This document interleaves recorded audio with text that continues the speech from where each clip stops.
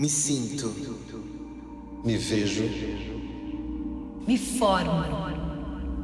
Existo. Me sinto. Me vejo. Me formo. Existo. Me sinto. Me vejo. Me formo. Existo. Me sinto, me vejo, me formo, existo. Agora e por mais 30 anos, e 30 anos depois disso.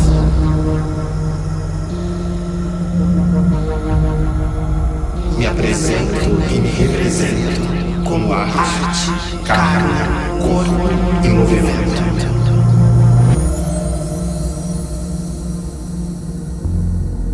Me sinto. Me vejo. Me formo. De todas as formas, existo.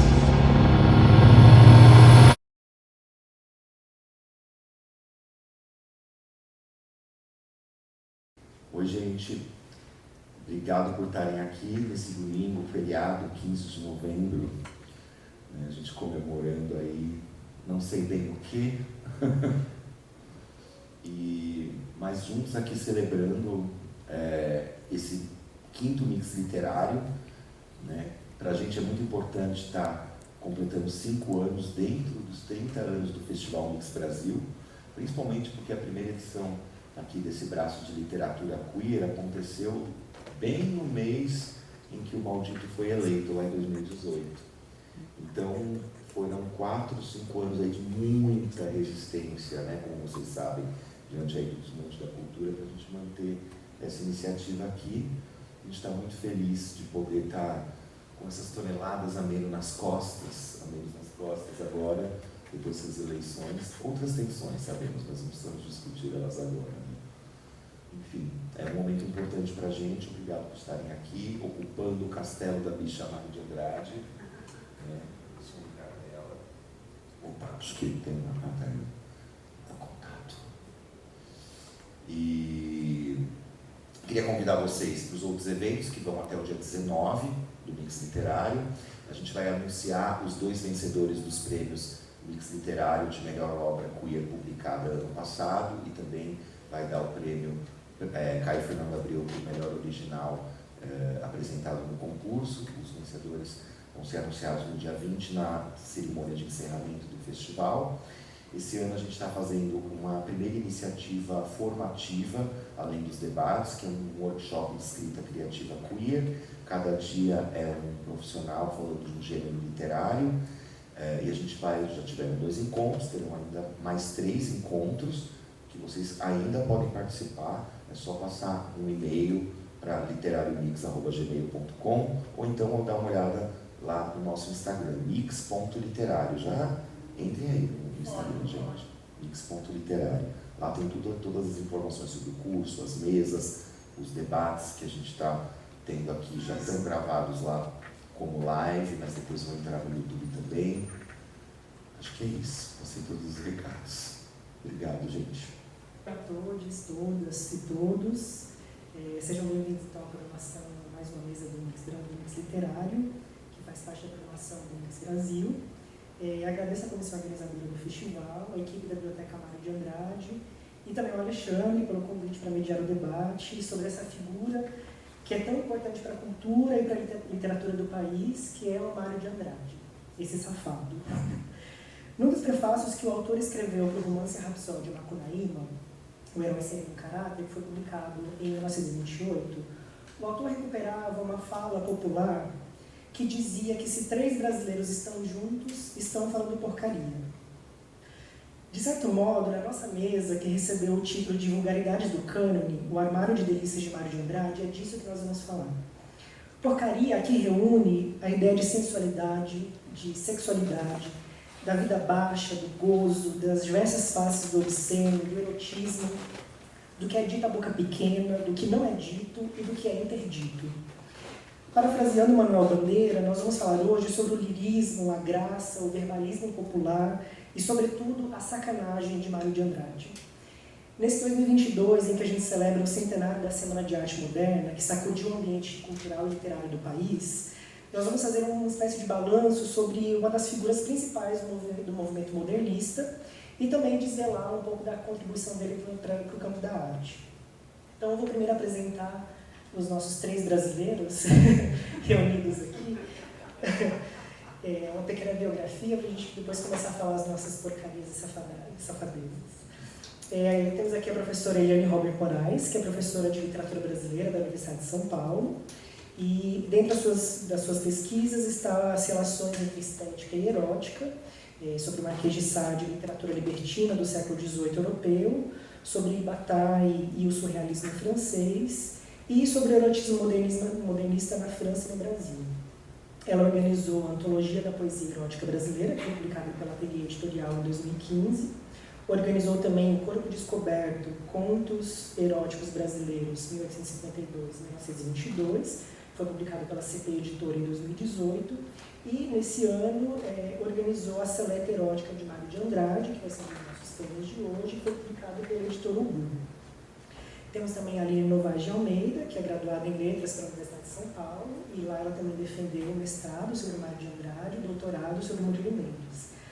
Ela também é especialista em tecnologia, comunicação e técnicas de ensino pela Universidade Tecnológica Federal do Paraná e membro do Conselho Científico da Manuscrítica, que é a revista de crítica genética da USP.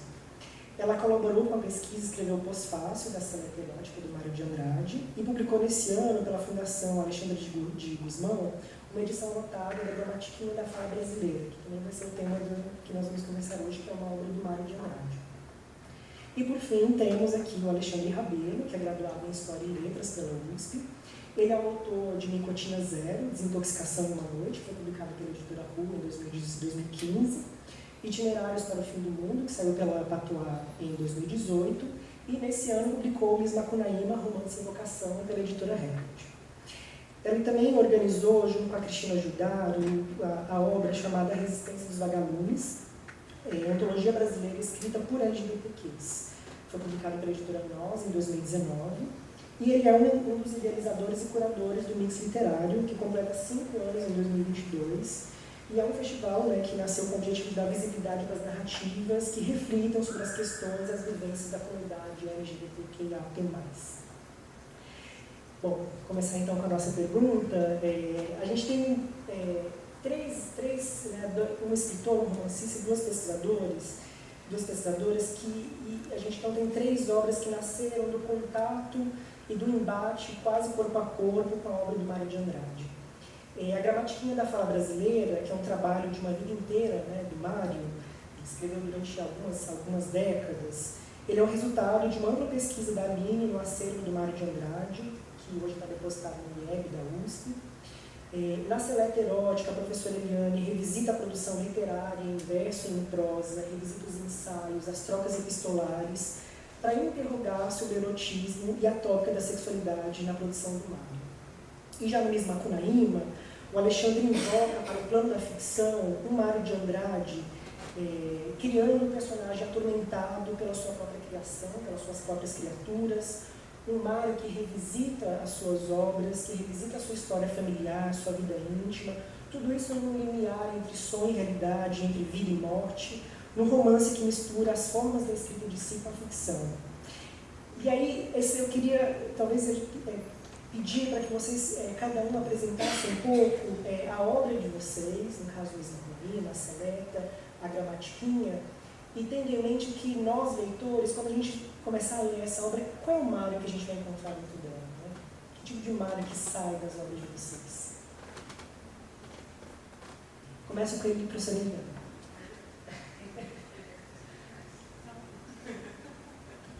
Ok, boa tarde, obrigada. Prazer estar aqui com vocês, agradeço a presença de todos e uma alegria muito grande estar aqui ao lado da Aline, que é uma pesquisadora que eu admiro muito, e também do Alexandre, que tem um livro assim, que eu acho genial, que eu gosto muito. A gente já teve a oportunidade de conversar junto e, enfim, 2 brasileiros conversando juntos, também muita porcaria, a gente traz ali para Mário andradinamente, né? E agradeço a sua mediação também aqui. Bom, eu acho que nós três somos movidos por uma paixão por Mário, antes de tudo, né? Quer dizer, eu acho que é o que leva a gente a fazer uma pesquisa, a ir atrás, a ler, a reler um autor, a criar uma ficção sobre ele, a ler o material dele, não um livro, né? Repensar, né? A trajetória, no meu caso, de puxar um fio, né? É uma paixão por um escritor que, como todo mundo sabe, não é? Se dizia 350. Eu ouso dizer que, além dos 350 que ele se dizia ser, nós ainda trouxemos 51, 52, 53, não é? Então, na verdade, quer dizer, eu acho que essa paixão pelo mar, ela diz respeito ao fato de realmente ali você ter uma espécie de celeiro criativo, não é? E de pensamento sobre o Brasil que é inesgotável. E foi um pouco a partir disso que eu criei esse livro, porque havia, né, desde que eu conheci o Mário, quando eu estava ainda nos bancos da faculdade como estudante, tinha alguma coisa ali do Mário que ficava escondida, né, que não se podia dizer, né? Então, o Mário é um autor que, para mim, assim, sempre esteve associado ao tabu, que, enfim, numa época em que eu não era uma estudiosa de Mário e que a gente nem tinha, né, tantos estudos à disposição, ficava ali pairando um espaço muito opaco. E pouco a pouco, né, eu imagino que isso possa ter acontecido com todos nós, aqui, pelo menos nós que estamos aqui nessa mesa, a gente foi relacionando esse espaço com a questão sexual. E a questão sexual no Mário é estranhíssima quando a gente pensa que, por exemplo, em 2015, não, o que significa o ano de 2015, ainda se estava falando de um tal segredo do Mário, né? Nossa, 2015...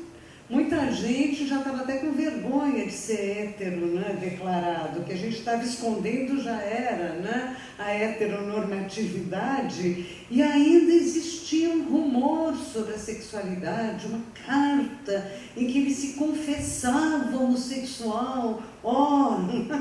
Então, tinha, assim, eu acho que um pouco eu fui mexer nesse material um pouco movida a isso.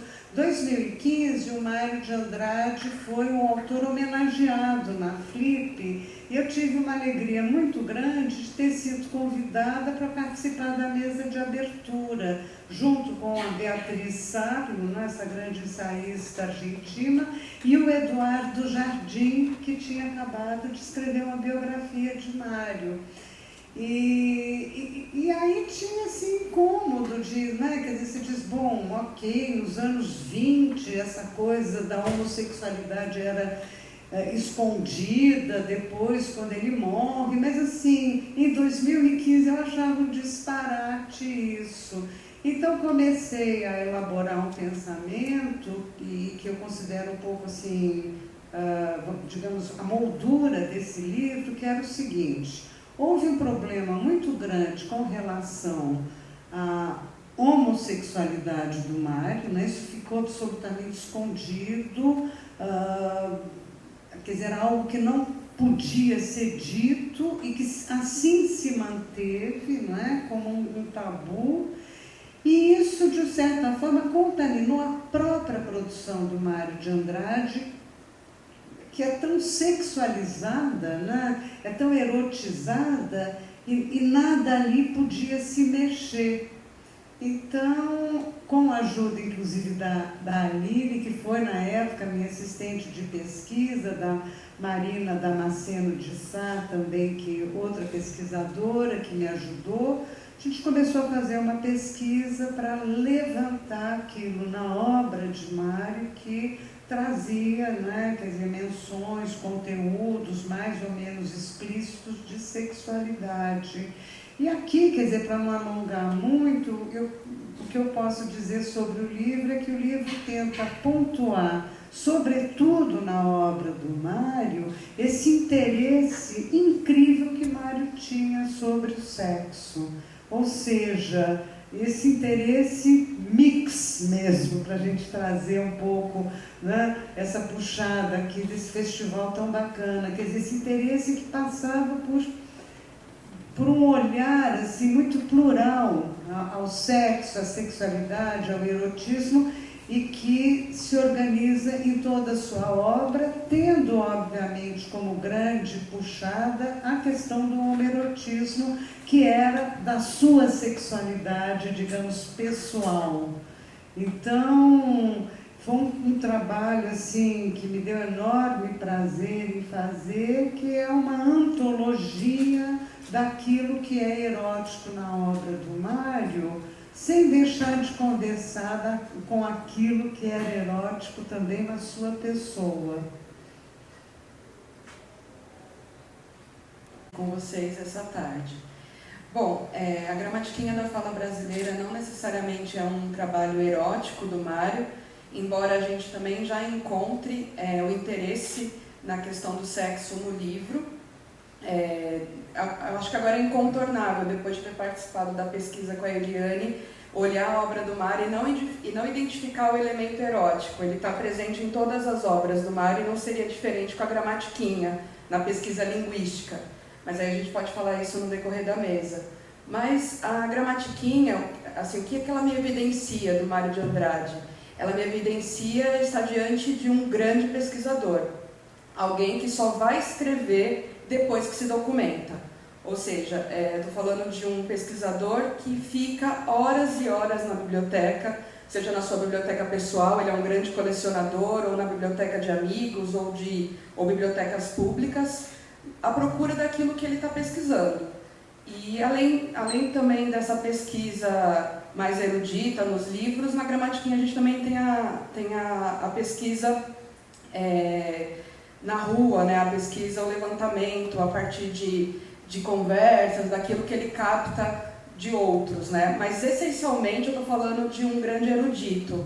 E essa questão, né, de não ser uma escrita inspirada, enfim, a gente não pode falar mais de escrita inspirada, mas eu acho bem importante pontuar o quanto a biblioteca ela é importantíssima para o Mário de Andrade, né? Então, é um homem que leu muito, né, que passou boa parte da vida dele se dedicando integralmente a estudar. Então, eu acho que isso fica muito evidente quando você vê o tanto de fontes, o tanto de transcrição que ele faz, de fichamento. Alguém que fala, né, que tem essa pachorra, ele é um dos termos que ele gosta de usar, a pachorra por estudar, por transcrever, por ler. Então, o acesso ao arquivo do Mário de Andrade, que hoje está no IEB-USP, né, desde 1968, é justamente um desses locais também secretos, né? Quando o pesquisador tem acesso a um lugar como esse, você percebe que existe um modus operandi de escrever, e esse modus operandi é pautado na pesquisa. Então, a Gramatiquinha, eu comecei a estudar a Gramatiquinha, eu comecei a estudar o Mário de Andrade no mestrado, né? Então, meu primeiro contato foi também por meio do arquivo. Então, esse mundo do arquivo revela esse Mário, né, secreto, né, que muitas vezes a gente, ao pegar a obra publicada, a gente não tem muita noção de que a gente está diante de alguém que passou a vida inteira, muitas vezes, escrevendo obras que não foram publicadas, né, obras que se mantiveram inacabadas, como é o caso da Gramatiquinha, que é uma obra que ele guardou, né, o Mário tinha essa prática, né, ele guarda aquilo que ele não publica, e a Gramatiquinha é uma dessas obras, né. Então, a minha descoberta foi essa descoberta desse Mário pesquisador.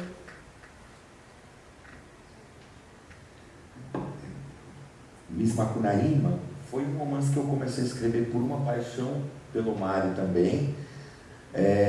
Dentro desse horizonte que a gente está vivenciando atualmente, de olhar realmente para a vida privada de alguns escritores que tiveram a sua homossexualidade apagada. Desde não só lembrar escritores, por exemplo, que eram assumidamente gays e que já eram considerados canônicos e lidos para fora da bolha gay, digamos assim, que foram reconhecidos pela branquitude cis heteronormativa, né, como, sei lá, Oscar Wilde, Regide. Nós temos agora um grande nome importante que é o James Baldwin, né, que era assumidamente gay, fala muito bem da questão da negritude e da homossexualidade e de tantas outras questões de direitos civis e enfim, com obras ensaísticas e literárias, né? Eu vejo o Mário de Andrade um pouco como essa figura assim, do James Baldwin para o Brasil, né? Ele não pegou aquele movimento da década de 60, o Mário infelizmente morreu 51 anos antes, talvez ele pudesse ter pego, né, se vivesse mais uns 20 anos, imagino que ele sairia dali, né? Mas realmente no caso do Brasil existe esse apagamento muito grande, né? E que é um movimento histórico, que não é só no Brasil, na verdade. Essa semana a gente teve aqui uma escritora francesa, Maud de Condot, e a gente perguntou para ela como que era esse cenário, digamos, de autores gays, autores LGBTs. Ela disse, olha, agora está um movimento de muitos autores LGBTs que nunca escreveram sobre LGBTs nos seus livros, pelo menos se assumirem como tal publicamente na França, né? Então, quer dizer, até lá tem esse conservadorismo acontecendo, né? Não vamos esquecer que eles colocaram 500 mil pessoas na rua contra o casamento gay e, ao mesmo tempo, na semana seguinte, foram o primeiro país a colocar a questão do casamento para todos em nível federal. Eles têm sempre essas coisas, de extremo conservadorismo e um espírito extremamente libertário, de outro lado, muito em luta, né? E mesmo num país como o deles, essas questões ainda estão emergindo. Mal se pode falar sobre a bissexualidade do Thomas Mann, mesmo que ele falasse explicitamente nas cartas, por exemplo.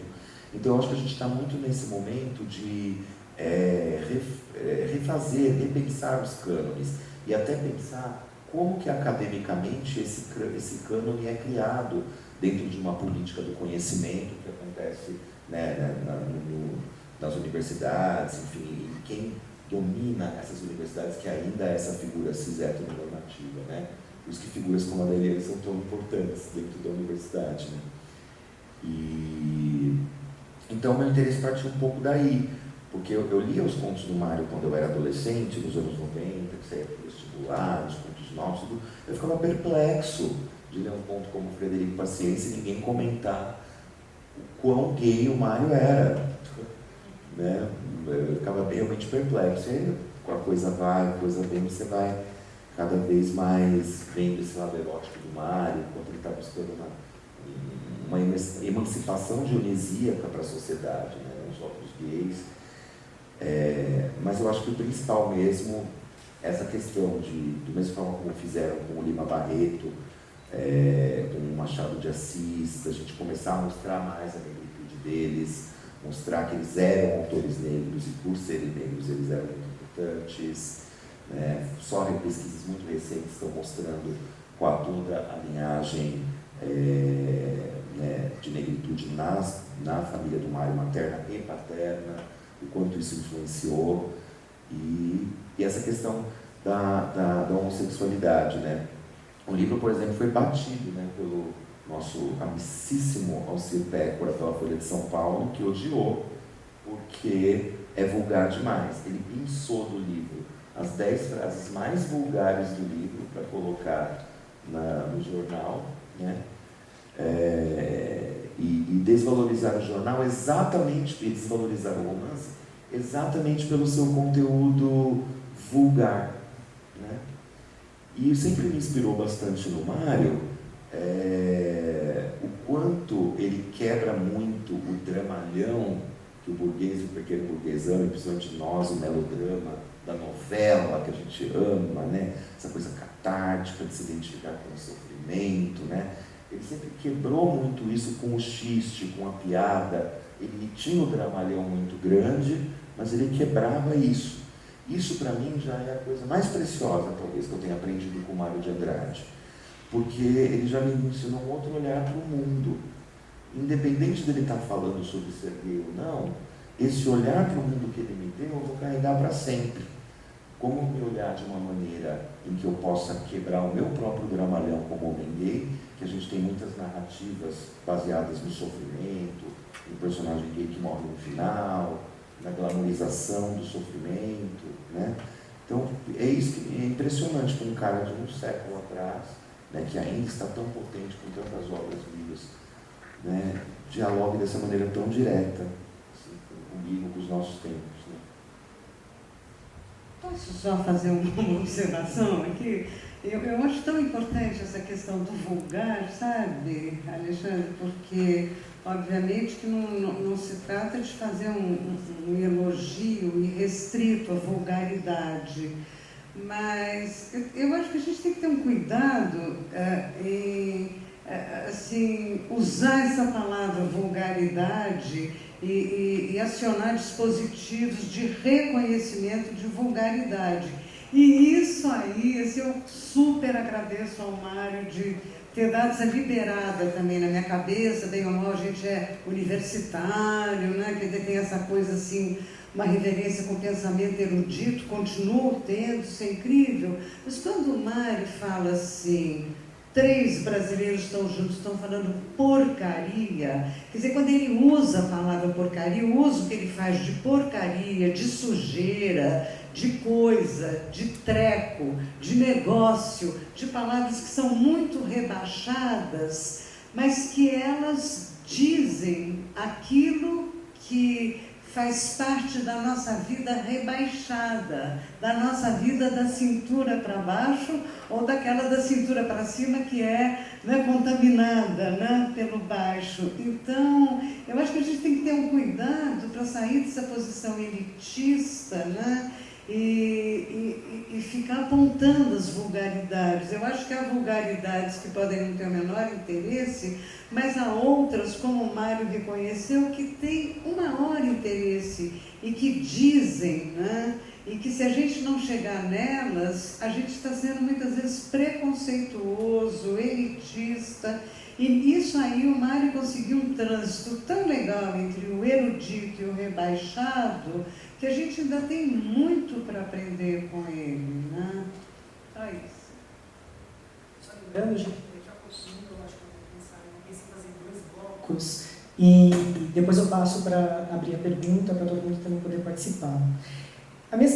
Acho que seria uma espécie de desdobramento dessa, que todo mundo já tocou, como a gente tem 3 leitores da obra do Mário, e a gente está aqui abrindo o armário de delícias dele, eu queria que a gente tentasse precisar um pouco sobre esses conceitos de erotismo e sexualidade e como é que a gente encontra isso num material tão diferente com a produção do Mário, porque ele tem poesia, ele tem, enfim, escritos etnográficos, escritos de música, pesquisa na cultura popular.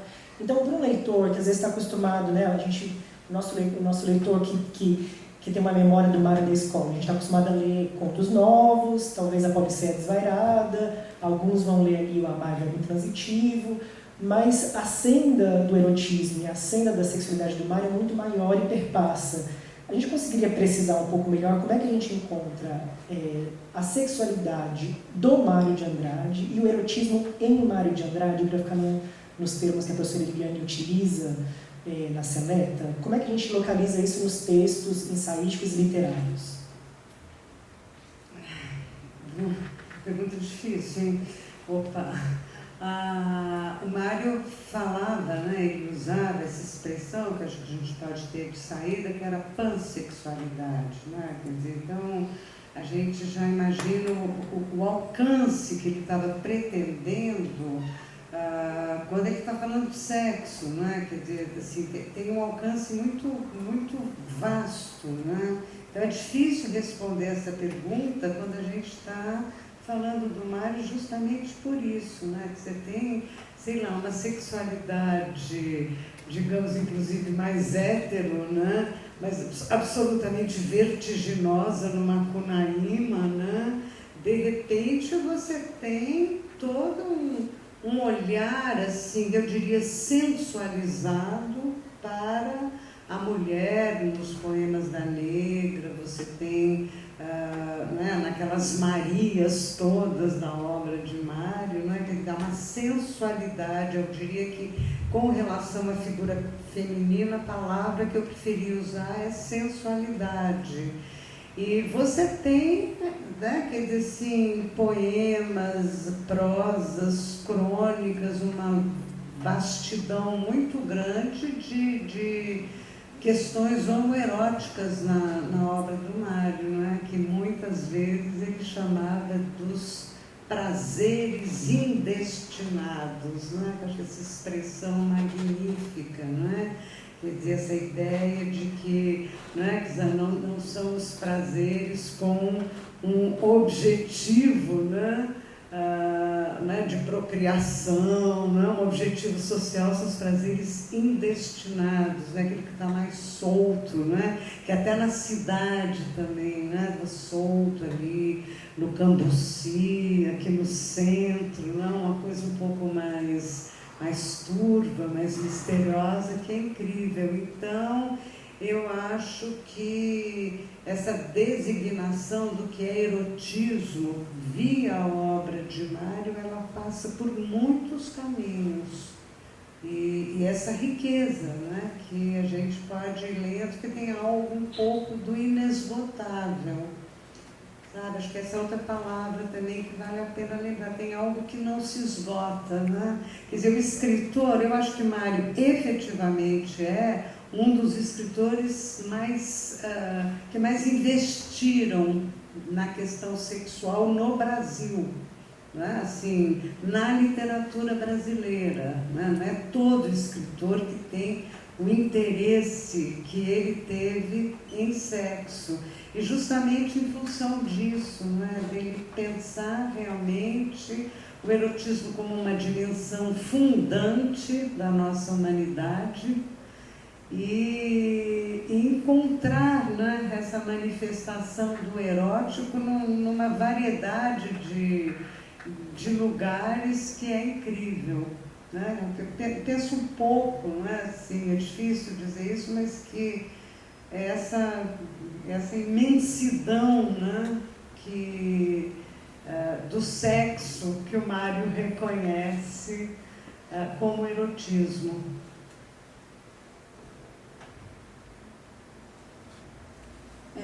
Eu, pensando também nessa mesma vastidão que a Eliane colocou aqui, na gramatiquinha, a gramatiquinha da fala brasileira é um estudo que ficou inacabado sobre a possibilidade, né, do escritor, do próprio Mário de Andrade, utilizar a coleta que ele faz de formas linguísticas na sua própria obra, seja obra literária ou não. Então o Mário começa a fazer um levantamento de formas que ele considerava brasileira, a forma linguística brasileira, e a partir daí os ensaios, o poema, a história da música, todos começam a ganhar essa estilização. E aí o Mário, ao pensar, por exemplo, na tal psicologia da língua brasileira, ele diz assim, numa tentativa de fazer uma síntese do que seria essa psicologia da língua brasileira: doçura, lentidão, meiguice, sensualidade, ironia, asperezas, emboladas. E aí na sequência ele escreve uma embolada, eu vou ler aqui para vocês. Olha o bambo do bambu, bambu. Olha o bambo do bambu, bambubê. Olha o bambo do bambu, bambubá. Quero ver dizer 3 vezes bambubê, bambulalá. Então, a psicologia da fala brasileira, ela é permeada por essa sensualidade, mas também nossa psicologia já tem uma embolada. E aí, mais uma tentativa, né, porque na gramatiquinha são vários fragmentos, várias tentativas de tentar explicar, né, para ele mesmo o que ele estava tentando sistematizar. Aí ele vai tentar, de novo, falar dos caracteres psicológicos do brasileiro. Aí ele afirma: carinho, pegajosismo, sensualidade, calor na sonoridade. Então, num estudo que é destinado a pensar, né, a fala brasileira, a questão linguística, a busca por uma brasilidade da nossa própria língua, o Mário acaba descambando para pensar essa sensualidade na nossa língua. Então é algo que, como ele falou, né, em toda a obra dele você vai encontrar alguma coisa voltada para esse interesse no sexo. Então, assim, em resumo, o que eu posso dizer é que na gramatiquinha já existe esse interesse, né? É uma obra que ele começa a pensar a partir dos anos 20, a partir de 1922, e leva ela a cabo, né, mesmo inacabada, até o final da vida, até 1945. Então, na hora que ele vai pensar num brasileirismo vocabular, no brasileirismo sintático, que é as expressões que ele usa, ele vai lá pincelar alguma coisa na fala e aplicar na escrita que tem essa sensualidade, esse pegajosismo, essa doçura.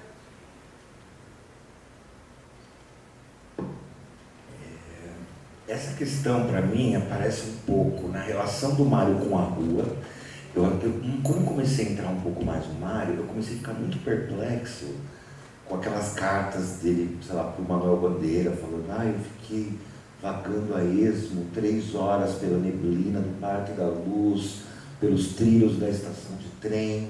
E eu reconheci várias vivências de amigos meus. Eu jamais iria imaginar o Mário de Andrade colocando tão explicitamente em cartas, essa aventura de flanar pela cidade em busca de sexo, de caçar o sexo pela cidade. Isso para mim já foi incrível, né? Aquela carta que ele fala também para o Manu, como que foi a experiência dele de quase ser batizado pelo Carnaval Carioca também, onde ele se sentiu muito, né? Foi um rito de passagem para ele, o Carnaval Carioca, né? E quando eu vim com essa ideia de que eu queria recontar a história do Macunaíma com dados mais históricos, eu comecei também a olhar para o romance e ficar perplexo com algumas coisas que eu não vi comentado, talvez precise achar mais esse tipo de pesquisa. Mas, por exemplo, nossa, mas o Macunaíma matou a mãe? Nossa, mas o Macunaíma, ele divide a mulher com o irmão e eles têm um trisal, é isso que o Mário está colocando aqui? Como que isso? Não é isso. Eu fiquei me questionando como que seria trazer essas relações amplificadas para um romance histórico. Como seria realmente falar do trisal entre o Jigueu, o Macunaíma e a Sofará, por exemplo? Né? Como seria entender por que o Mário, por que o Macunaíma matou a mãe, de fato? Ou momentos no livro, por exemplo, em que ele se traveste para poder enganar o gigante Piaimã e recuperar o Iraquitã, né? Ele poderia ter escolhido qualquer outro estratagema, mas ele achou que o mais fácil naquele momento era se vestir de mulher para conseguir seduzir e pegar a pedra. E eu fiquei imaginando também como seria trazer isso de um ponto de vista histórico, em que travestis dos anos 20 e 30 pudessem ajudar o Macunaíma na construção desse feminino, e como seria essa relação erótica entre o banqueiro e o Macunaíma, que é uma pessoa que vem de uma outra classe. Eu fiquei imaginando muito a questão da objetificação do corpo negro também, veio muito forte. Enfim, é meio infinito, né? Eu gosto muito das figuras híbridas que o Mário de Andrade traz, do Cabo Machado, das costureirinhas, que trazem sempre um entre, assim. Parece que ele não está muito preocupado, por exemplo, naquela coisa de representar, olha, a sexualidade da raça pura, do clichê do sexo do homem negro, por exemplo, né? São sempre figuras híbridas, que estão entre, sem definição, sem nome, né? O Cabo Machado, por exemplo, que é um soldado afeminado, que faz as unhas, mas que tem um corpo forte e que anda de um determinado jeito. Ele está muito entre o masculino e o feminino, né? E eu acho que a crítica tem que chegar a isso, assim, essas figuras híbridas. A gente busca muito a raça pura e a crítica do racismo de uma maneira muito explícita, né? Enfim, e das sexualidades também. Quando a gente fala sobre erotismo e sexualidade no Mário, a gente viu que é um campo muito amplo, mas eu estou pensando, vamos tentar, acho que primeiro eu quero falar sobre as tragédias, depois a gente fala um pouco sobre riso, vamos primeiro falar das coisas mais trágicas. Esse conflito que o Mário tem é um conflito que ele a vivência da homossexualidade dele é vivida como um conflito pessoal, que de alguma forma também transborda para a literatura. Então a minha pergunta seria assim, como que o Mário vivenciou esse conflito, né, com todas as características do Brasil no começo do século, que ainda é muito marcado por uma criação religiosa, pelas instituições que ainda defendem pátria, família, proteção, propriedade. E como é que o Mário vivenciou esses dramas na vida e como é que isso foi, de alguma forma, formalizado, quais foram as estratégias formais que ele utilizou para transportar isso para a literatura. Porque eu tenho a impressão, assim, lendo essa letra e também lendo o Luiz Maria especificamente, que a gente vê um sujeito dilacerado. A gente vê um sujeito que, mesmo na carta que ele escreve para uma nova dele, ele fala assim, bom, tudo que eu tinha para ler sobre o assunto, eu li, eu cataloguei, como se eu quisesse procurar explicações na cultura, na literatura, na arte clássica, porque ele era, ou seja, essa tentativa de conferir o entendimento do que ele é, o que demonstra um conflito de ordem pessoal. Então, um pouquinho sobre isso, assim, como é que ele vivencia esse conflito, como é que isso vira literatura, que é uma espécie de sinal, acho que a professora Guilherme fala isso na prefácio, na apresentação, é um sinal de maturidade do escritor ser capaz de transformar os conflitos da ordem da existência em matéria artística.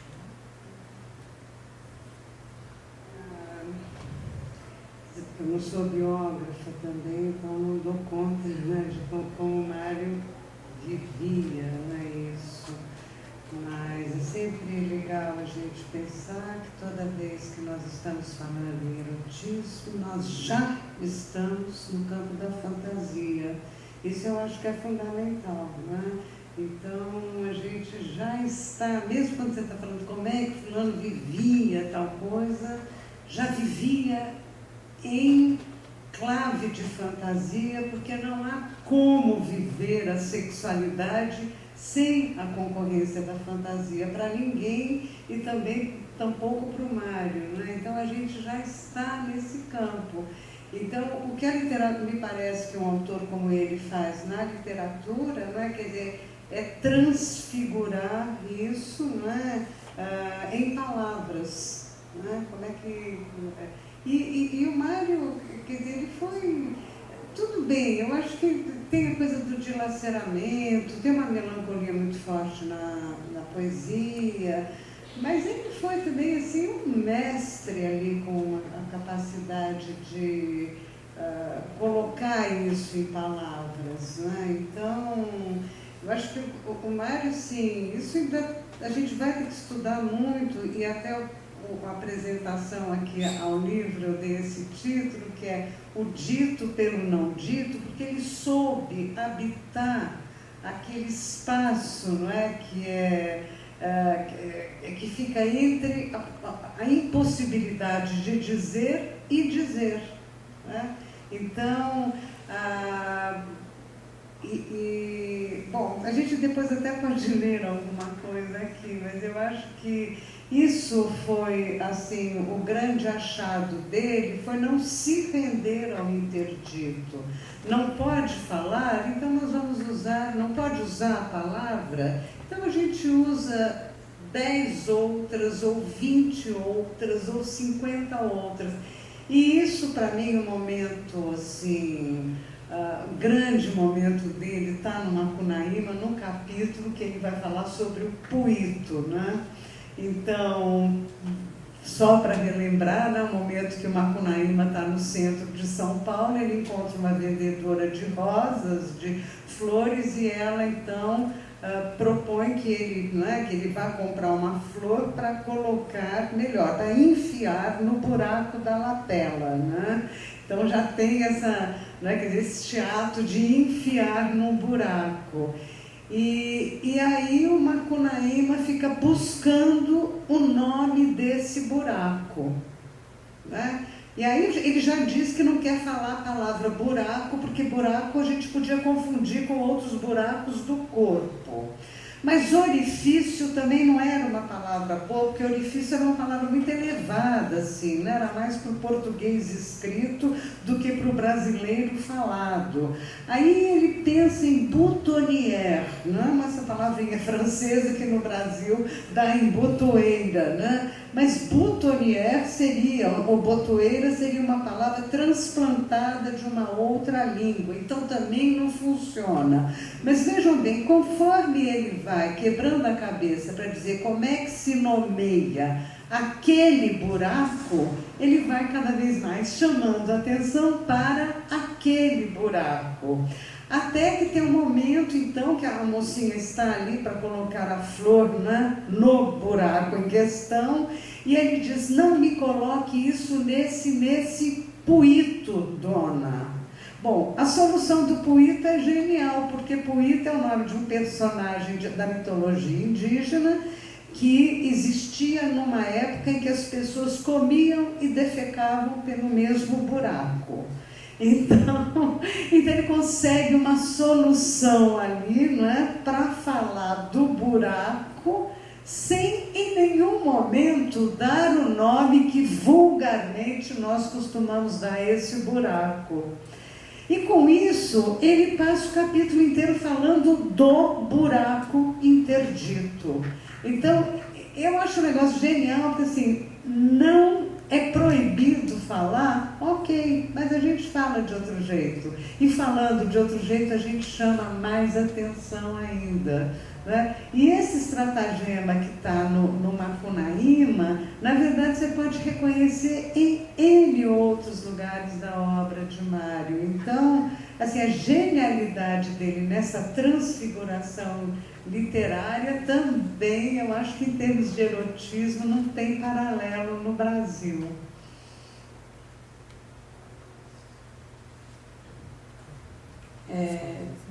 Fiquei pensando, né, nessas perguntas, né, que estão cada vez mais difíceis, mas quando eu fiz a pesquisa com a Eliane, com a Marina, para a Seleta, teve uma hora que a gente chegou num embate, assim, que só tinha poemas ou trechos da ficção homoeróticos. Falei, Eliane, cadê a mulher? Cadê a relação hétero, né, de um eu lírico? E não tinha. Né? Até a Eliane, depois a gente acabou conseguindo encontrar alguma coisinha e a gente fez um outro eixo temático, que seria o sequestro, né, dessa dona.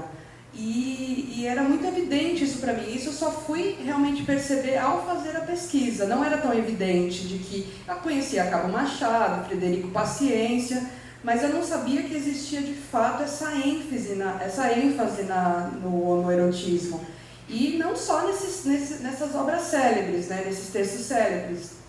Era qualquer texto que a gente via, lá tinha uma figura indestinada. Né? Então, isso ficou muito claro na pesquisa para mim. E a Eliane, na organização, né, conseguiu colocar nesse eixo os principais textos, até procurando colocar coisas que não eram tão lidas e tal. E o que a Eliane falou agora desse estratagema do Mário, ele também aparece na gramatiquinha, porque a palavra para o Mário é uma entidade, ele chama, né, a palavra é uma entidade super importante. Então eu vou ler aqui o que o Mário fala sobre a palavra, porque eu acho que fica melhor para eu dizer aqui para vocês. Ele fala assim: descrever minha comoção profunda com a palavra, os cambiantes de sentido da palavra, pelas relações que adquire, pelas modificações que assume dentro da frase, o poder da frase, sua amabilidade, o valor da frase antipática, o ardor de certas frases sensuais. Sua amabilidade, o valor da frase antipática, o ardor de certas frases sensuais. Quando principiei escrevendo brasileiro, imediatamente minha frase se encolpridou, como um caipira, ficou longa, de braços molengas, fala dengosa, renque. Não gostei de sopetão, mas das frases curtas, enérgicas. Mas, porém, depois essas entraram de novo, porque me lembravam gente, uso uma expressão que não tenho muita certeza, sarrista, picurrucha, serelepe, gorducha. Então, é isso, né? O Mário tem uma comoção profunda e ele sabe o poder polissêmico da palavra, né? Então, por isso, ele faz esse uso, como ele deu o exemplo do puito, e tem um monte de outros exemplos. Pode apresentar? Acho que vale, né? Até gostaria que a Eliane fizesse a leitura, uma entonação mais erótica, que é esse trecho mais em negrito. Antes, o que acontece? Na gramatiquinha, existem os brasileirismos vocabulários que o Mário começa a levantar. E entre esses brasileirismos, ele colhe a palavra bengala.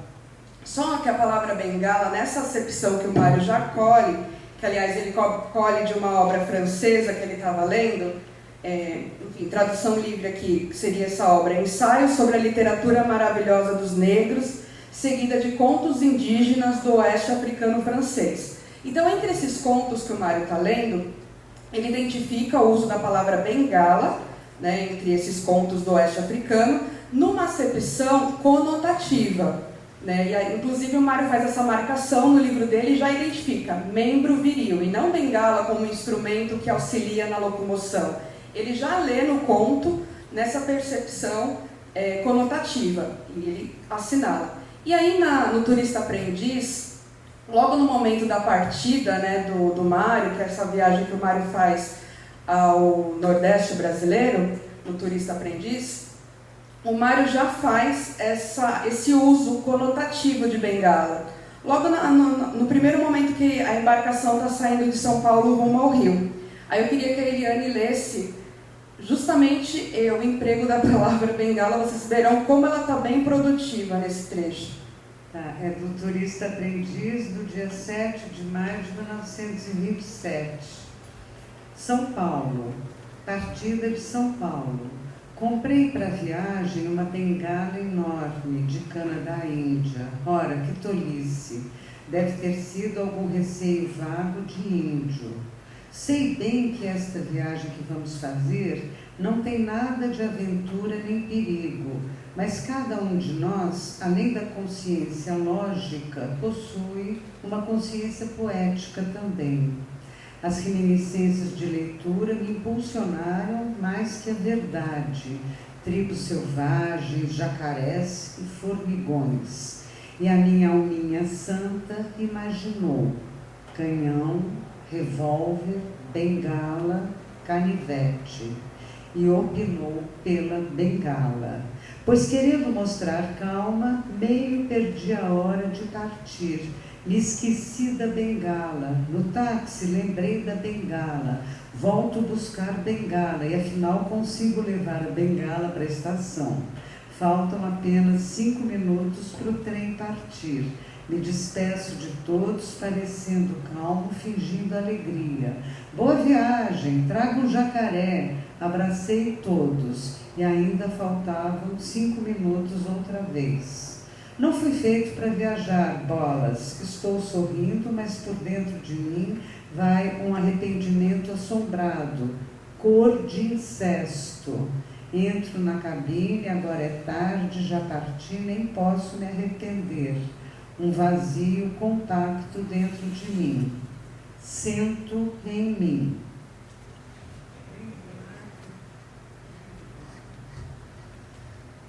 Nossa, deixa eu ter que lembrar.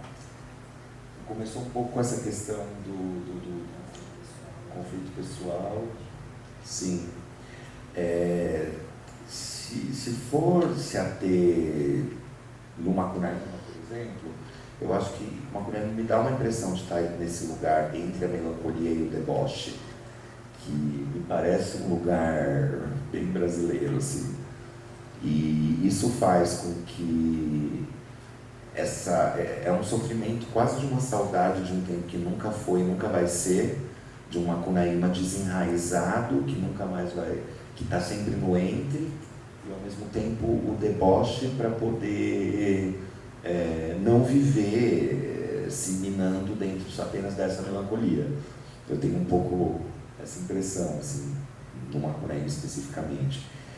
E é muito engraçado como ele busca exatamente interpolar dentro de uma estrutura mítica, quase nobre, essa questão da vulgaridade mesmo, do Macunaíma na escolha das palavras e tudo, né?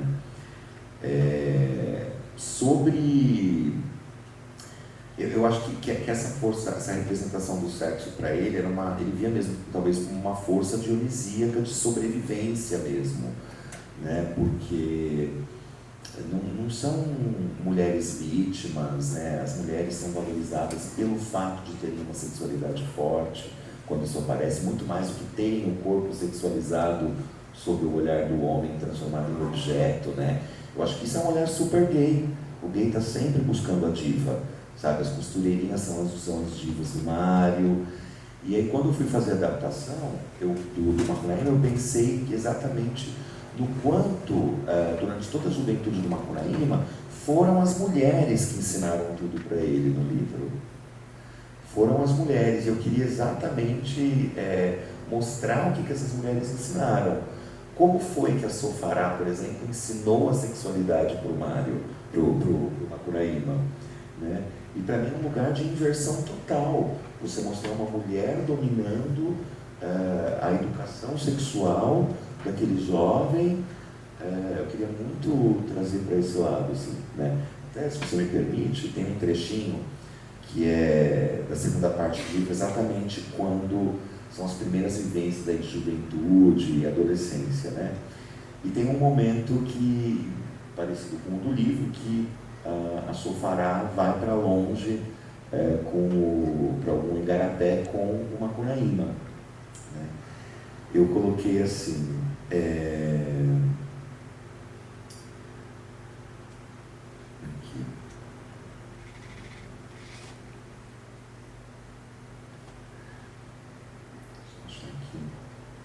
Olha, a Sofará queria ver até que ponto era só curumim grandão ou homenzinho tentando se safar. No cavado do passo firme da cunhã de pernas grossas, o corpo do garoto peludo ia chacoalhando em risos que faziam seu pau encolher. Macu menino ria e re-ria de ver Sofará puxar firmeza e força. E tinha medo de sua obstinação de moça cheia de vontade de flor cheirosa. Só me solte quando já estiver com os pés na água, ele pedia, se agarrando mais. Ela o descarregou na parte molhada da serrapilheira, onde já podiam ouvir até os murmúrios do rio nas pequenas pedras. Em contato com a umidade, Macunaíma se eriçava igual colmeia mexida com vara. Qualquer estímulo fazia seu coração bater ainda mais forte, mas fingia desleixo. Se olhasse direto para as coisas da cunhã, esticaria todo em menos de um piscar. Se ela o tocasse, se melaria antes do primeiro beijo. A primeira vez dura mais quando é ritual, os gestos medidos no vento, 1 milímetro por vez para não romper o gozo antes da hora aguda. Aí tem uma parte que fala, entraram na água até o pescoço. Ela percebe no peito do rapaz a respiração curta e trata de lhe pousar a palma da mão no coração dele, espremendo a água entre as peles. Faz um carinho tranquilizador, seguro de quem irá cuidar com certa experiência. Leva mais 2 dedos, como em guia elétrica, ao maxilar do bicho peludo. Ele firmava os dentes para controlar o pulso, mas acabou suspirando fino como um moleque inexperiente. Sofará poderia ter rido, mas apenas sorriu com respeito, e isso bastou para que o jovem Macu fizesse inchar rapidamente uma confiança que cresceu em 3 segundos, chegando acima do umbigo da moça, pulsando como um coração exposto de caça recém-rasgada. Ela se afastou pela distância de alguns cabelos, pois tinha sentido no latejar rápido que, embora a coisa fosse grande, sua presença lustrosa e perfeitamente apunhaladora seria breve. Mas não deixou de passar um dedinho curioso nas veias mais salientes para arriscar um último limite. O rapaz realmente exibia um atributo principesco, mas a força com que tentava manter o brilho concentrado no olhar acabou quebrando a falsa certeza de um sorriso firme, embora ainda mantivesse a pose de uma pessoa de arco bem esticado nas mãos. Ficava quieto e rígido, obedecido. Ela não resistiu. Apalpou a cabeça da coisa aflita com a mesma firmeza delicada de quando se arranca de um galho baixo um fruto duro de sair. Saiu. Pelo tempo lento que leva uma revoada de pássaros para cruzar um rio largo, o rapaz foi explodindo nuvens na água. Agora se limpe, Sofará ordenou, enquanto saía do igarapé torcendo os cabelos. Macunaíma cumpriu de olho arregalado nas distâncias. Estava feio de novo. Esse lugar dela dominar, né? Dela praticar a iniciação sexual desse masculino estar no lugar do ridículo, né? Eu acho interessante fazer essa inversão. Fiz uma última pergunta, pensando numa espécie de bloco, e aí eu abro para vocês, se quiser fazer uma pergunta. Bom, a gente está meio que chegando num consenso que o erotismo e a sexualidade é uma marca presente na obra do Mário, em todos, né, na poesia, na prosa. Então isso leva para a gente uma questão que é um desdobramento dela, que é, bom, se isso é uma constante, por que a gente demorou tanto tempo para ler? E eu estou pensando, se isso é assim, primeiro, qual a dificuldade da crítica em reconhecer essa sexualidade ambivalente, esse corpo dissidente do Mário, qual a dificuldade da crítica em reconhecer? E fico pensando qual a dificuldade que talvez o Brasil, né, as instituições artísticas, têm de reconhecer o escritor, porque assim, qual a dificuldade que a gente tem de falar que o nosso maior escritor, um dos nossos maiores escritores foi gay? Ou, no caso do Machado de Assis, qual a dificuldade de dizer que o nosso grande escritor foi um homem gay? Né? Por que há esse embranquecimento, por que há essa cisnormatividade que permeia a vida, que limpa algumas vezes a biografia dessas figuras? O que isso diz sobre nós enquanto sociedade?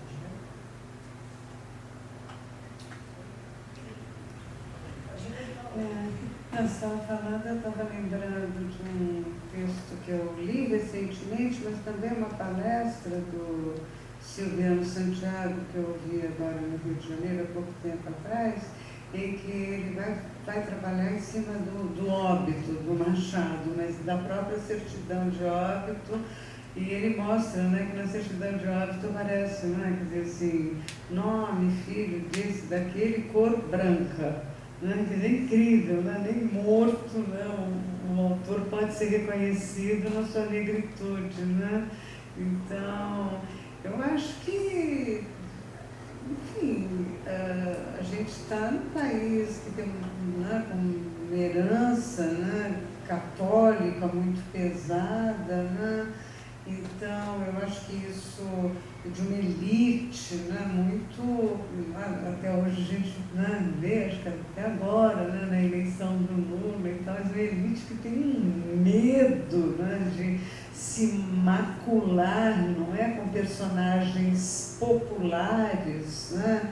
Você citou agora, né, o Cabo Machado, quer dizer, outra vez, né, quer dizer, quando o Mário está falando desse personagem, o Cabo Machado, quer dizer, esse homem popular, né? esse sujeito, o Cabo Machado, bem ou mal, um cara que a gente poderia encontrar em qualquer esquina, né, da cidade e tal. Ele está falando desse homem do povo, que tem esta cor também, né, cor da pele, né, que mistura algo ali muito popular, né, e como a elite assim insiste, né, em não reconhecer isso, né, não reconhecer esta figura como um agente, né, de mudanças e de propostas para o país. Então, eu acho que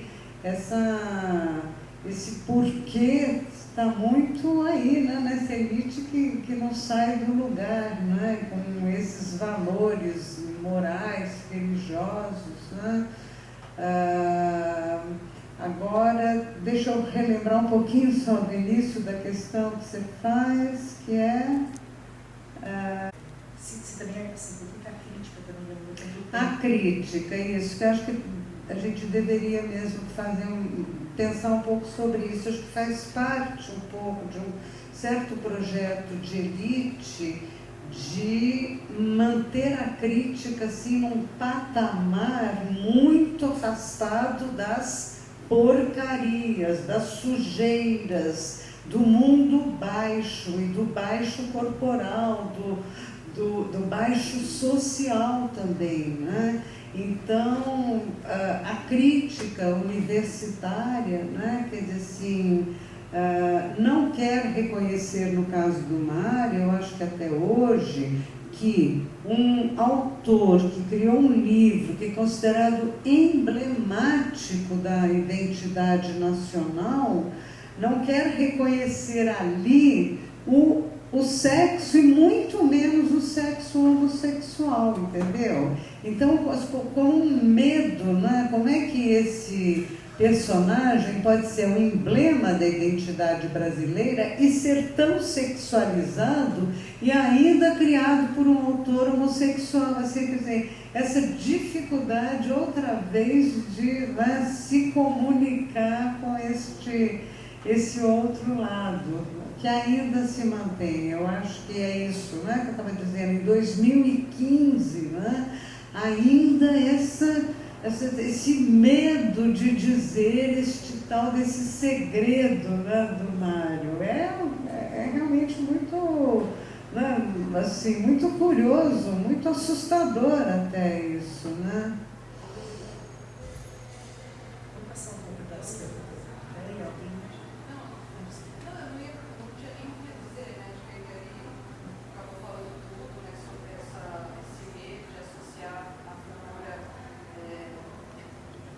Não, eu acho que a Eliane sintetizou tudo. Eu acho que existe sim esse receio, e eu acho que a gente também, com o trabalho da Eliane e tal, e artigos que estão surgindo por aí, ensaios, que vêm tentar atrelar sim a figura do maior escritor do século XX à homossexualidade, ao erotismo. Eu acho que essa nova geração, eu acho que vem tentando mudar o próprio trabalho do Alexandre, o romance dele.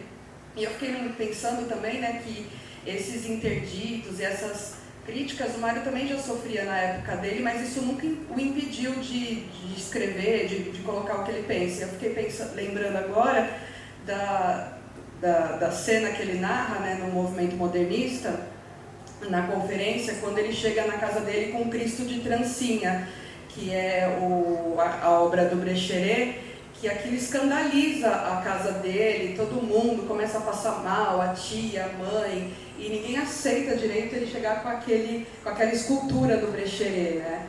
E aí aquela escultura, de certa forma, todo aquele impasse que ele vive na casa dele, todo mundo chateado, ele chateado por aquele problema que ele cria, o impulsiona a escrever Pauliceia Desvairada, né? Foi o estouro, ele até usa essa expressão, foi o estouro para ele escrever Pauliceia, foi ter gerado aquele problemão na casa dele, né? Então é interessante isso, que nos momentos, né, de interdição, de crítica, quando ele cria, né? É bem legal porque ele, nessa conferência, ele disse que estava há muito tempo sem escrever poesia, já passava mais de um ano de uma esterilidade, que ele tentava, que seria justamente a obra marca do modernismo, ele vinha numa perspectiva mais simbolista, parnasiana, e de repente, com aquele problema que gerou na casa dele, ele escreve Pauliceia. Temos alguma pergunta? A gente pode levar o microfone.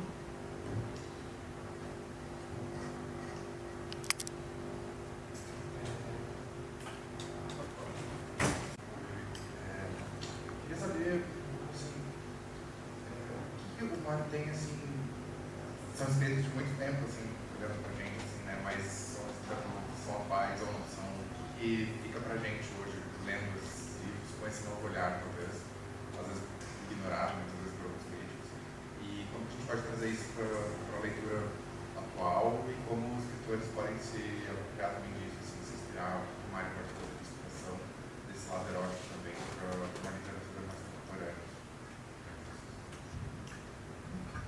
A gente pode fazer um bloco.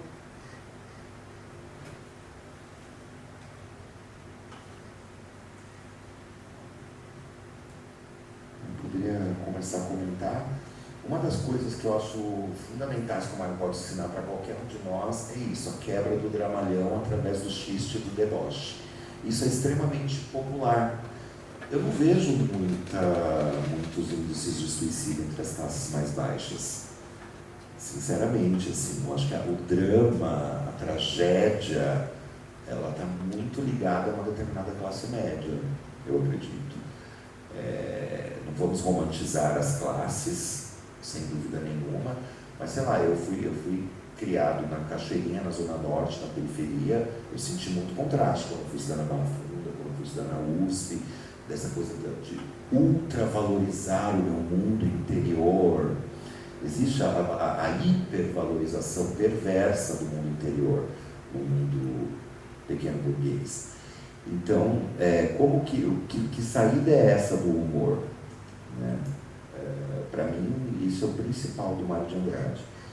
E eu acho que a gente ainda está, como discutiu aqui, há anos-luz de entender essas figuras híbridas que ele traz, porque a gente está num momento muito identitarista.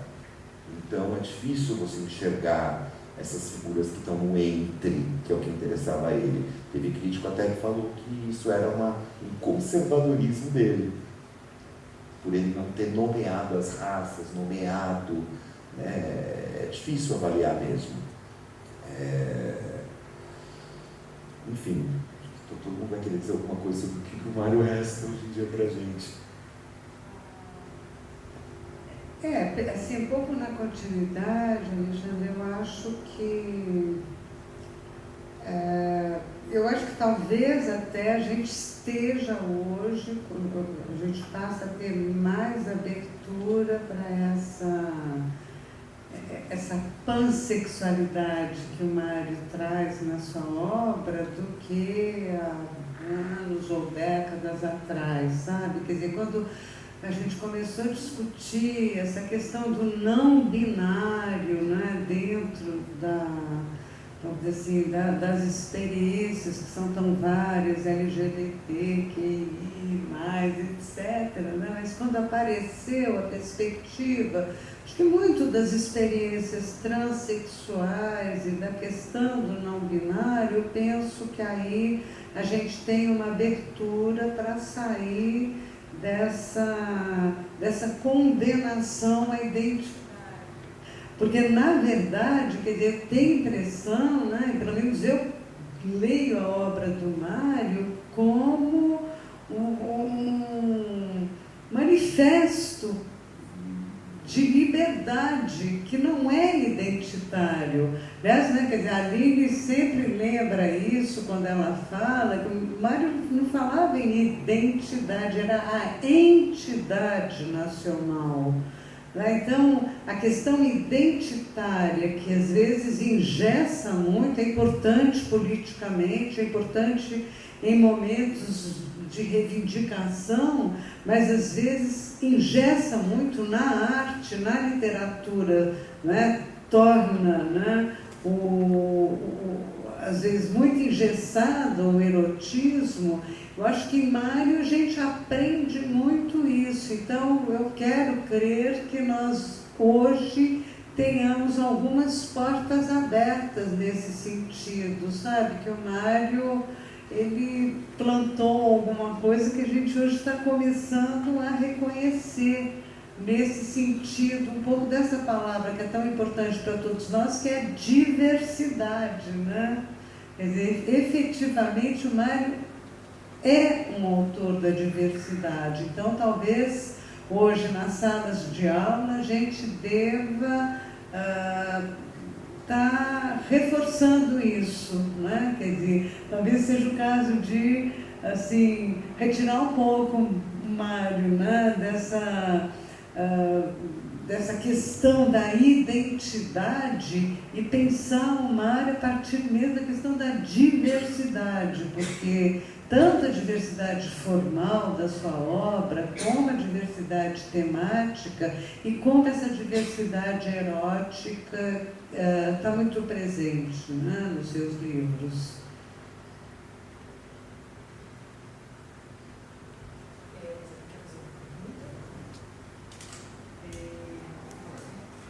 Pode falar.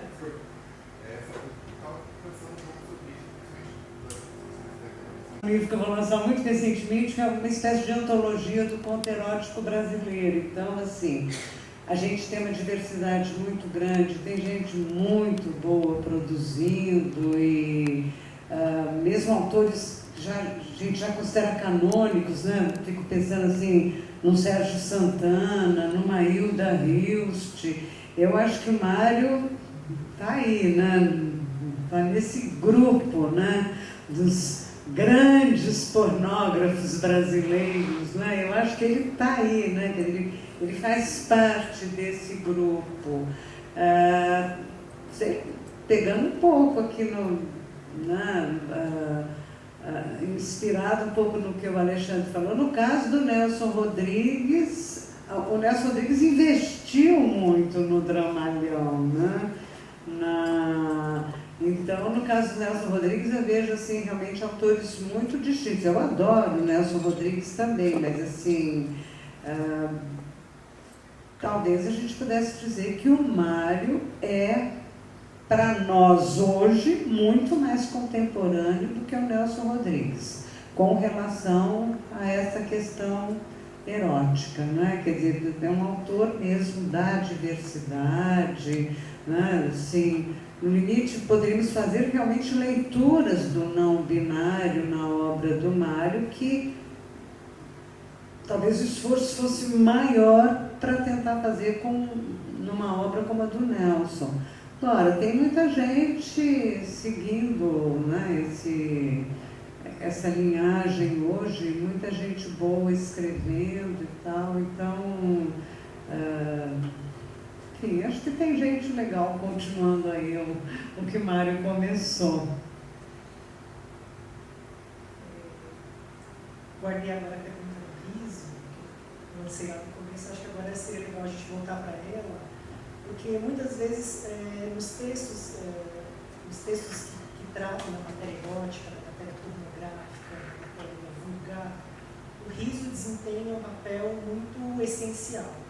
No romance do Alexandre, eu vejo que o riso ele aparece sobre várias facetas, como o pastiche, a paródia, a piada na beira do túmulo.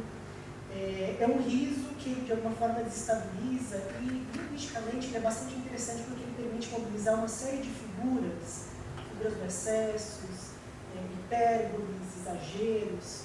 Então, queria que vocês falassem um pouquinho sobre o papel que o riso aliado à matéria erótica tem de desestabilizar, de desrecalcar, de trazer para o nível da consciência aquilo que a gente projeta, aquelas culpas. Então, qual que é o papel que o riso desempenha dentro do erotismo e da sexualidade? Bem polêmico, eu vou dizer. Eu brinco muito com os meus amigos que costumam frequentar bastante a sauna gay, que eu falo que para mim não funcionaria muito, porque tem aquele clima do mistério, segredo, uma coisa do segredo, e me dá muita vontade de rir, esse clima de mistério e segredo, né? Eu acho que a Eliane vai poder falar muito melhor, mas com certeza grande produção do erotismo literário, ele é baseado um pouco na questão do mistério, do segredo que se rompe, desde, sei lá, Madame Bovary, em que elas estão transando escondido dentro da carruagem, e só pelo fato da carruagem estar nas ruas, mesmo eles estão totalmente cobertos, isso foi um escândalo imenso, né? Até poucas décadas atrás. Isso foi um escândalo imenso. Então, essa coisa do proibido, eu acho que o riso, normalmente, ele aparece no erótico, eu percebo, quando eu quero quebrar com esse tom de mistério.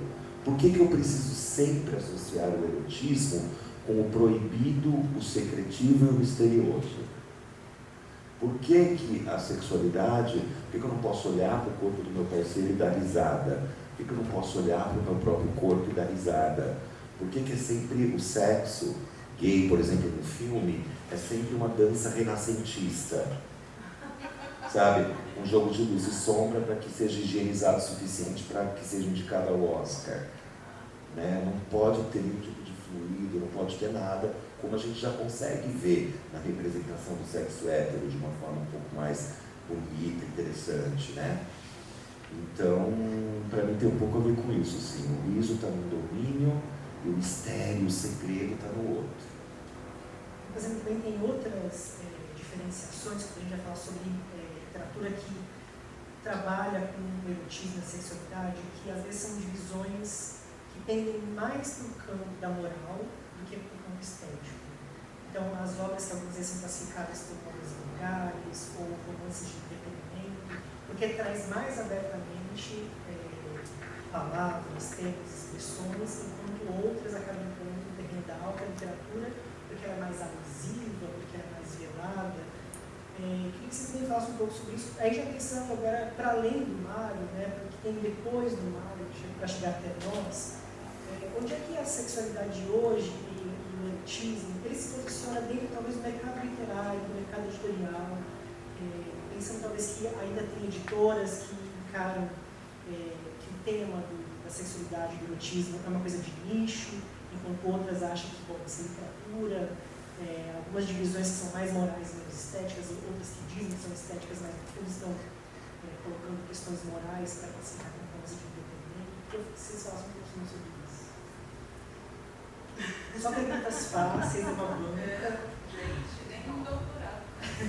É muito difícil, mas assim, eu acho que assim, ocorre com o sexo, do ponto de vista editorial e todas essas, vamos dizer assim, esses nichos que você colocou a questão, ocorre com o sexo a mesma coisa que ocorre com aqueles grandes temas que nos constituem. Não é? Quer dizer, você nunca consegue colocar num lugar só. Quer dizer, eu acho que ocorre com o sexo a mesma coisa que ocorre com o amor também. Quer dizer, você tem uma literatura super clássica, né? Você tem o Petrarca, você tem Dante, depois você tem aqueles autores que rebaixaram isso enormemente. Você tem uma literatura de mercado que facilita muito, é feita para vender, é muito comercial.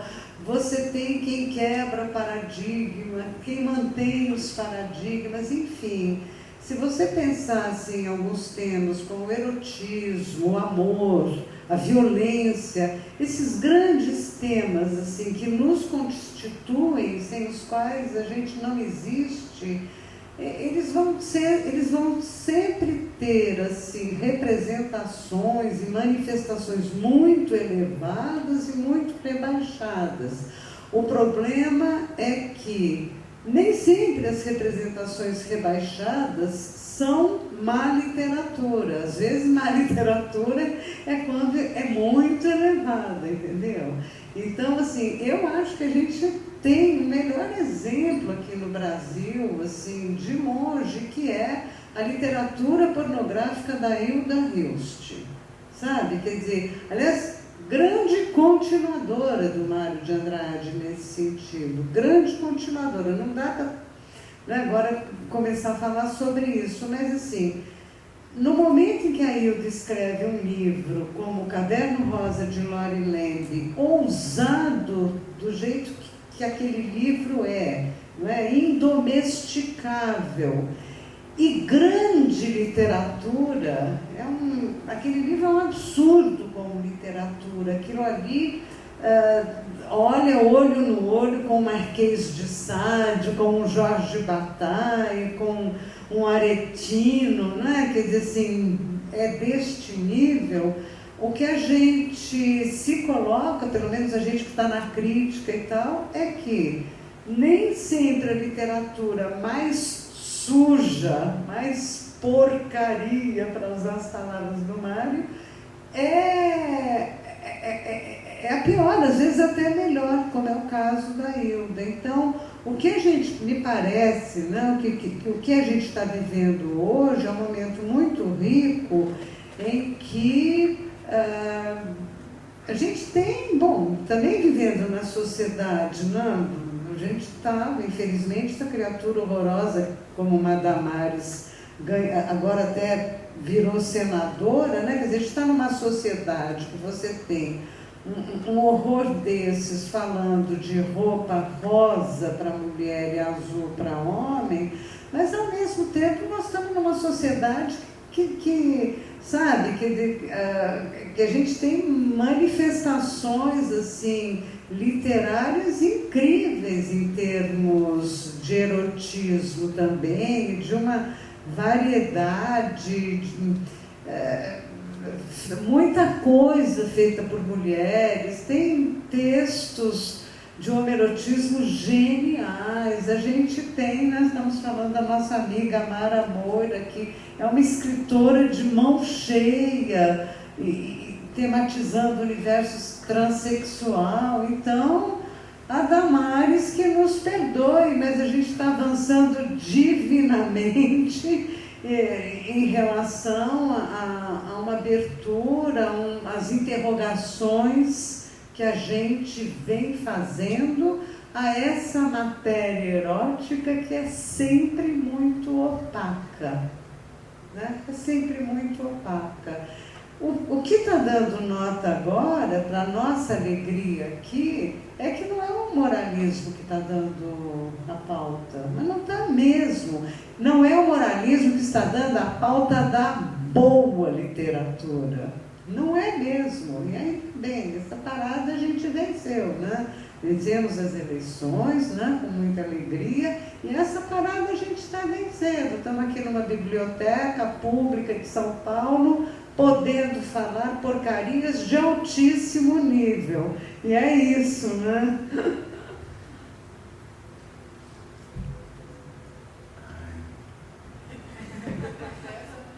Bom, eu vou fazer uma última pergunta para a gente já encerrar. Enfim, retomando então o tema da mesa, que é essa vulgaridade do cano, queria que a gente talvez enumerasse algumas obras incontornáveis dessa grande porcaria, dos grandes temas de erotismo. Algumas obras, para quem se interessa, pode ser do século XX, mas também obras brasileiras de outros momentos. A gente poderia estabelecer qual seria uma espécie de cânone ou de obras que escaparam do cânone brasileiro, mas que agora estão sendo recuperadas, enfim. Quais autores vocês destacariam para a gente continuar, enfim, trabalhando a nossa arte de brincar, descobrindo coisas de Saracura? Vou falar bem rapidamente, eu super recomendo o livro que foi lançado ontem, de 1984, e só agora, 40 anos depois, a gente está começando a estar apto para entender, que é o Vagas Notícias, de Melinha Marchiotti, do João Silvério Trevisan. Foi o primeiro romance que ele escreveu. Ele é queer em todos os aspectos, na estruturação da linguagem, nos temas utilizados, na construção das personagens. Então, esse livro é um grande precursor mesmo, assim. Que bom estar nas nossas mãos novamente e espero que se espalhe muito. Tem muita coisa, esse não é exatamente o melhor, eu sei que ele foi lançado ontem, eu amo esse livro, é excelente.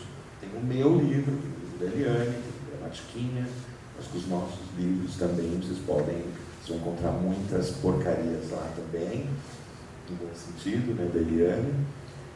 Acho que é isso, assim, se for para conhecer esses autores queer especificamente, vai lá na rede do Mix Literário, mix.literário. Estamos há 5 anos, os principais autores queer passaram por aqui e estamos reunindo a galera, estamos conseguindo ocupar essa biblioteca, estamos vencendo essa batalha mesmo. Fiquei pensando aqui, eu vou citar o próprio Mário, né? Enfim, eu fiquei pensando nos Namoros com a Medicina, que é um livro pouco conhecido do Mário, que ele tem um capítulo para terapia musical, né? Terapêutica musical, se eu não estou falando errado o nome do título, são 2 ensaios, e o outro seria a Medicina dos Excretos, que seria uma perspectiva bem diferente também do que se espera, né? Quando se pensa no Mário de Andrade. Ninguém vai imaginar que o Mário se dedicou a estudar o excreto. Excreto nesse sentido que vocês estão entendendo mesmo. E eu acho que é um estudo muito interessante, ou usando o termo que ele gosta, genial, do Mário de Andrade. Eu acho que vale super a pena para entender essa potência do erotismo, que ao mesmo tempo que ele vai escrever sobre o amor burguês em Amar, Verbo Intransitivo, ele vai se interessar pelo que é mais humano, né, que é o excremento. E depois ele vai falar da coprolalia, né, que é falar porcaria, e aí tem todo um monte de exemplo sobre a falar porcaria já na boca das crianças, e o Mário faz um levantamento incrível sobre essa sujeira que já está no infante, enfim. Então, esse livro, esses 2 ensaios, né, que se chama Namoros com a Medicina, e em especial a Medicina dos Excretos. Eu acho que essa pesquisa que eu fiz com a Eliane foi importante por também eu fazer uma leitura, né, desse livro e de fato ver como é potente, né, o erotismo do Mário, que descamba inclusive para uma coisa sadiana, enfim. É a Medicina dos Excretos. O título do livro é Namoros com a Medicina. É um livro genial. Ela está falando, mencionou meu nome várias vezes, mas eu quero dizer que neste volume tem um ensaio da Aline sobre o tema, que é um ensaio muito bonito. Acho, assim, a gente já tem a pauta para um novo encontro, né? Então, para trazer aqui o cânone erótico, subversivo, seja lá, assim, tem uma infinidade de gente maravilhosa que escreveu, está escrevendo. Esses grandes mestres, eu acabei de falar da Hilda Hilst, ler a obra pornográfica da Hilda Hilst, o Sérgio Santana, é um absurdo, assim, aqueles contos do Sérgio Santana incríveis. Verônica Stiger, uma autora incrível que mexe muito com o erotismo, mas olha, seria difícil, porque eu estou muito mergulhada nisso, mas eu quero só continuar a referência do Alexandre, porque o João Silvério Trevisan, além de ser um escritor incrível, foi pioneiro, né? Mas foi um ensaísta, para quem se interessa pelo assunto, que ele escreveu aquele livro e republicou, chamado Devassos do Paraíso. E é um catatau, ele conta a história da literatura homoerótica brasileira. Assim, quer dizer, é de um alcance, né, uma espécie assim, de bíblia literária do homoerotismo brasileiro, e vem praticamente, não é, quer dizer, assim, muito perto de nós. Já tem muita gente que produziu depois disso, mas eu acho que é um livro obrigatório, né? Sem falar de toda a ficção dele, que é genial. Então, e obviamente eu acho que você vai relembrar aqui o site onde a gente vai encontrar essas referências todas, né? Que a gente tem hoje essa possibilidade de pesquisar, né, em sites bons né, quer dizer, criteriosos do ponto de vista literário. Eu acho que isso está perto de nós agora, né? E é muito bom. Bom, então agradeço a presença da Aline, da Eliane, do Alexandre, todo mundo que está assistindo no Instagram. E é isso, obrigado. E até o próximo.